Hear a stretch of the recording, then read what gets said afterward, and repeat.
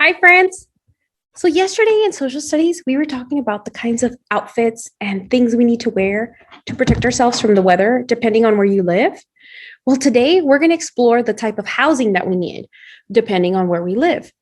So, let's start off by looking at something called the desert.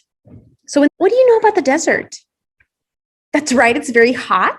What else do we have a lot of in the desert? A lot of sun. Do we have a lot of plants and flowers? Probably not. So, if no plants and flowers, lots of sun, no trees, what would we probably need in a good home in the desert? Some good shade.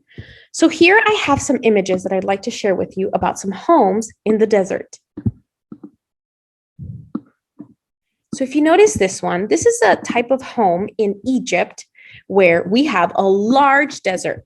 These houses are located in the Siwa Desert, in the western desert of Egypt. Now, what do you think these homes were made out of? Were they made out of wood or bricks? No, they were actually made out of mud and clay and water to form them. You also notice these openings. They're the windows and the doors. Do you see anything in the windows and the doors? No, they're pretty open because when you live in the desert, you want as much fresh air to come in as possible. It is very warm. And I don't think they have an air conditioning unit on that house. So we want to make sure that the air flows in and out freely.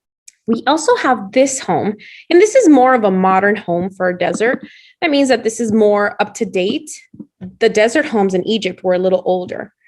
And so these homes are made of rocks, big rocks put together to make the walls, to make the pillars. And look what they have at the top. Lots and lots of shade made by that deck. You also notice that they don't have a lot of garden. They don't have any bushes, green bushes, or maybe flowers or rose gardens. They have a lot of rocks and desert plants like cactus, the agave plant. Let's take a trip out to the tropical rainforest and look at the tropical rainforest. It is so different from the desert. It's green and has lots and lots of plants and flowers. Oh, and look at those animals, because we can use that to create proper shelters. One thing we have to remember is in the tropical forest, it is very humid. There's not a lot of sun because if you notice all those trees and plants, they cover it. So you have a lot of shade, but it's very humid. It feels sticky and hot. So we want to make sure that our homes are made of natural materials such as plants, wood. And again, we notice that they have no glass in the windows and the doors are open. We also notice that the tops of the homes are in the form of a triangle. Specifically, it's in the shape of a cone because that helps keep that area cool. Since heat rises, it can leave. And it doesn't stay inside the home and you can stay cool. All right, let's go and travel a little further out to Africa. Now in Africa, we do have a lot of forests. We do have a lot of desert. But in Africa, what we have a lot of are natural resources. So if you notice, this gentleman is building his house out of sticks and straw. They're going to use everything that's available to them. So the roof is covered by plants.